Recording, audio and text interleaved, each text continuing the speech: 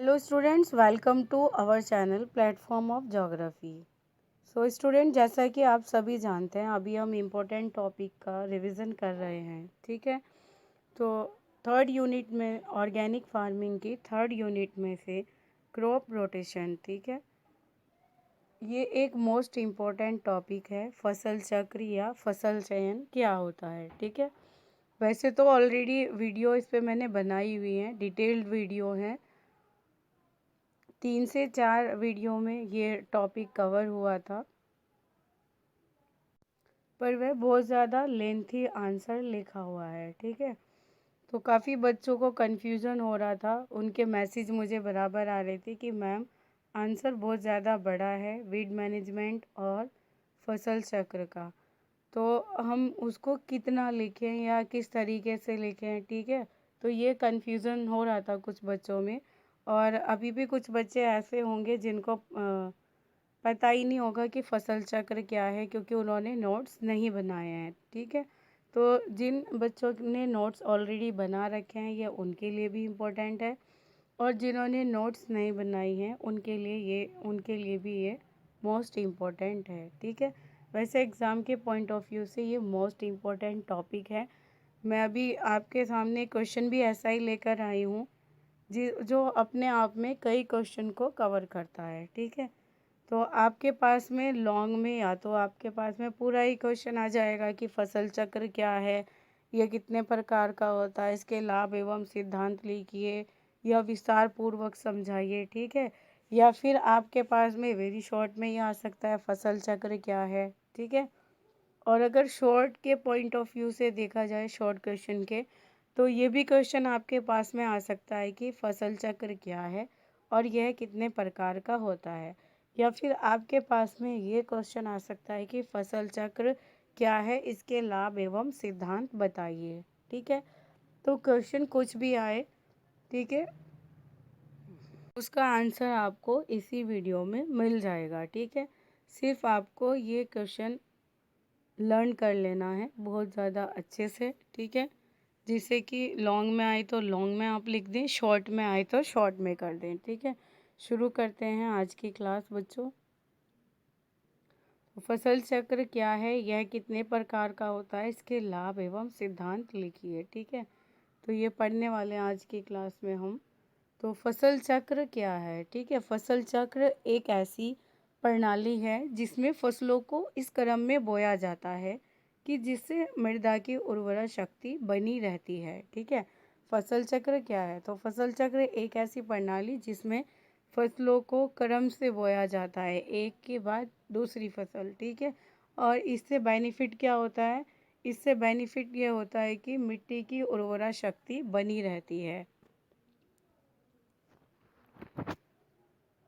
एक फसल उत्पादन के लिए उत्तरदायी प्रमुख कारकों में फसल चक्र एक महत्वपूर्ण स्थान रखता है। ठीक है, तो फसल फसल उत्पादन को भी ये प्रभावित करता है फसल चक्र। ठीक है, एक सफल उत्पादन के लिए उत्तरदायी प्रमुख कारकों में से फसल चक्र एक महत्वपूर्ण स्थान रखता है, क्योंकि अगर किसान फसल चक्र को अपनाएगा तो उसके यहाँ पर उत्पादन भी अधिक होगा। फसल चक्र को अपनाने का उद्देश्य उपलब्ध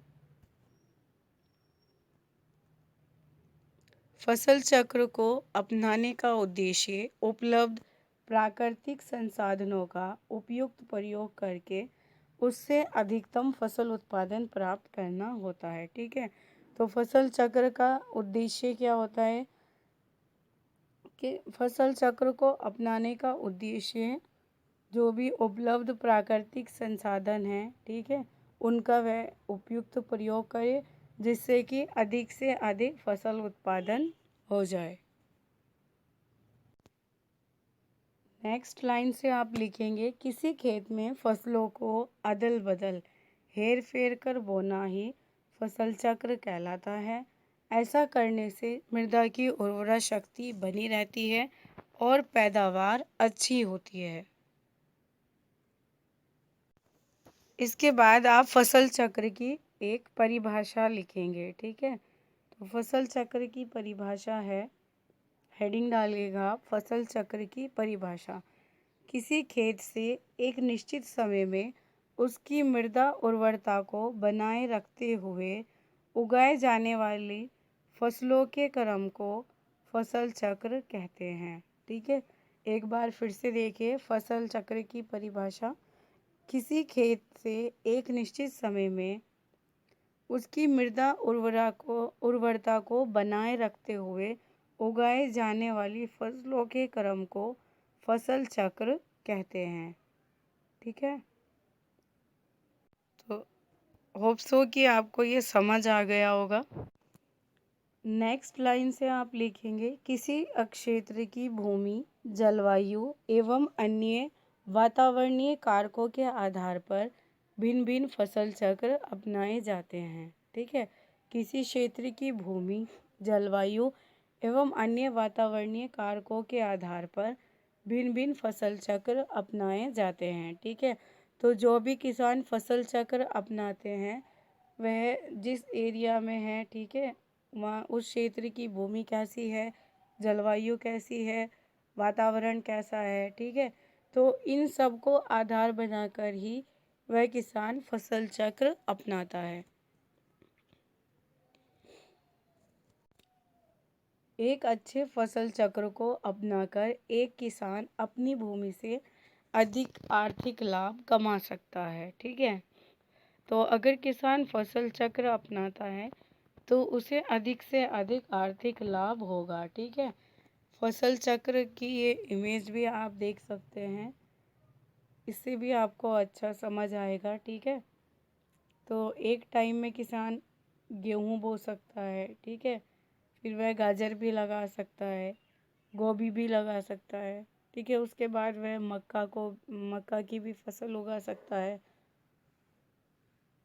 तो ये सब एक फसल चक्र है जो कि सभी किसानों को अपनाना चाहिए, जिससे कि मृदा की उर्वरा शक्ति भी बनी रहेगी और फसल उत्पादन भी अधिक होगा, जिससे कि किसान को आर्थिक लाभ भी ज़्यादा होगा। तो हमारे देश में फसलोत्पादन को बढ़ाने के लिए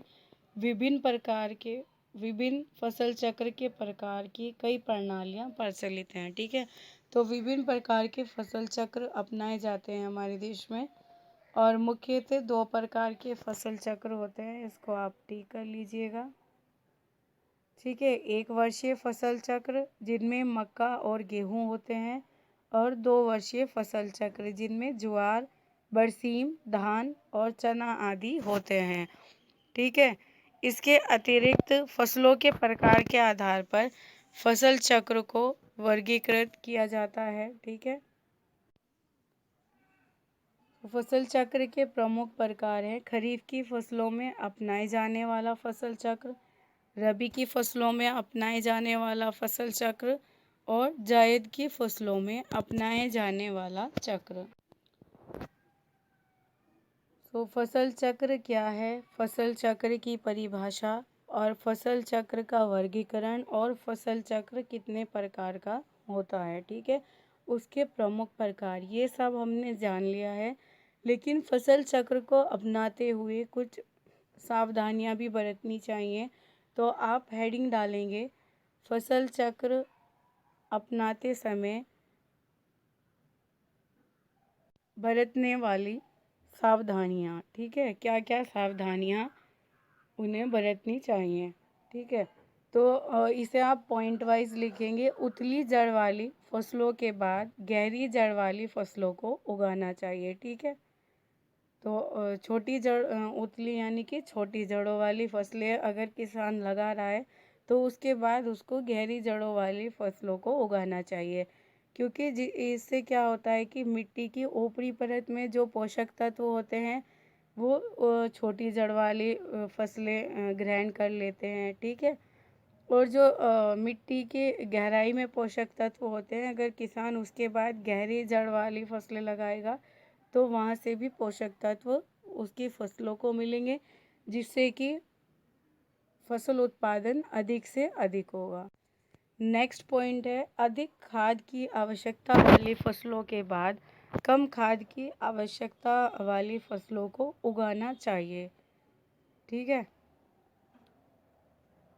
इससे किसान को पैसों की बचत होगी। नेक्स्ट पॉइंट है अधिक जल की आवश्यकता वाली फसलों के बाद कम जल की आवश्यकता वाली फसलों को उगाना चाहिए। नेक्स्ट पॉइंट है फलीदार फसलों के बाद अफलीदार फसलों को उगाना चाहिए।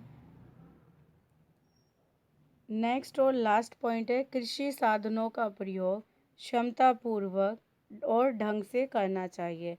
भूमि कटाव से प्रभावित क्षेत्रों में फसल चक्र आच्छादित फसलों का समावेश होना चाहिए। ठीक है, तो कुछ कुछ क्षेत्र अगर ऐसे हैं जहाँ पर भूमि कटाव अधिक होता है तो वहाँ पर जो फसल चक्र अपनाया जाना चाहिए उसमें आच्छादित फसलों का समावेश होना चाहिए। इसके बाद आप हेडिंग डालेंगे फसल चक्र से होने वाले लाभ। ठीक है, तो फसल चक्र में फसलों को इस क्रम में बोया जाता है जिससे कि मृदा की उर्वरा शक्ति बनी रहती है। ठीक है, तो फसल चक्र से होने वाले मुख्य लाभ इस प्रकार।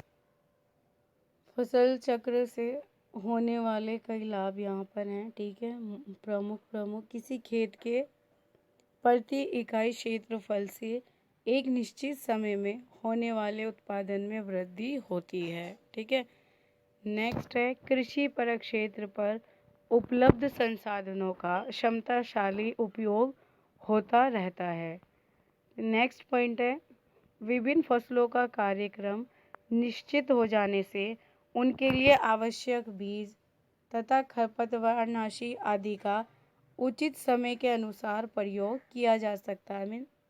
मीन्स कहने का यही है कि सब एक मैनेजमेंट के अकॉर्डिंग चलेगा। ठीक है,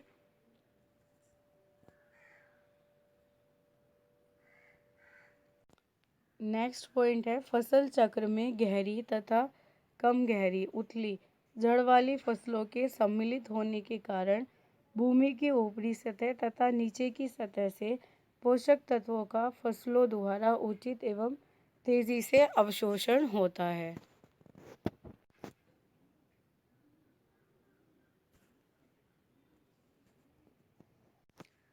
नेक्स्ट पॉइंट है, ये नंबरिंग आप अपने अकॉर्डिंग कर लेना। ठीक है, मृदा की उर्वरा शक्ति में वृद्धि होती है तथा मृदा के भौतिक, रासायनिक तथा जैविक गुणों में सुधार होता है। ठीक है,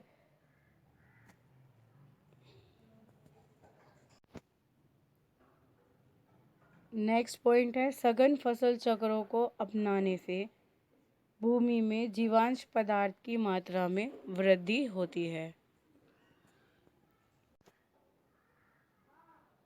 नेक्स्ट पॉइंट है उचित फसल चक्र को अपनाने से भूमि में पनपने वाली विभिन्न बीमारियों के प्रभावों में कमी आती है। नेक्स्ट और लास्ट पॉइंट है फसल चक्र अपनाने से कीटों तथा खरपतवारों पर भी नियंत्रण होता है। ठीक है, तो ये थी बच्चों आज की क्लास। इसमें सभी कुछ आ गया है। फसल चक्र क्या है, फसल चक्र की परिभाषा और फसल चक्र के प्रमुख लाभ और फसल चक्र के सिद्धांत। ठीक है, आपके पास लॉन्ग में आए तो आप लॉन्ग में लिखिएगा, शॉर्ट में आए तो शॉर्ट में लिख दीजिएगा और वेरी शॉर्ट में आता है तो वेरी शॉर्ट में कर दीजिएगा आप। ठीक है, तो आप इसको अच्छे से लर्न कर लेना। ये बहुत ज़्यादा इजी मुझे लगा, इसीलिए मैंने आपको इसकी दोबारा से क्लास कराई है। ठीक है, आई होप सो कि आपको क्लास अच्छी लगी होगी। तो अगर आप हमारे चैनल पर नए हैं, पहली बार आप हमारा ये वीडियो आप हमारी देख रहे हैं, तो प्लीज़ हमारे चैनल को सब्सक्राइब कीजिएगा, वीडियो को लाइक शेयर कीजिएगा और कमेंट करना ना भूलिएगा। ठीक है, कोई भी क्वेरी होती है तो आप कमेंट कर सकते हैं। मिलते हैं नेक्स्ट क्लास में।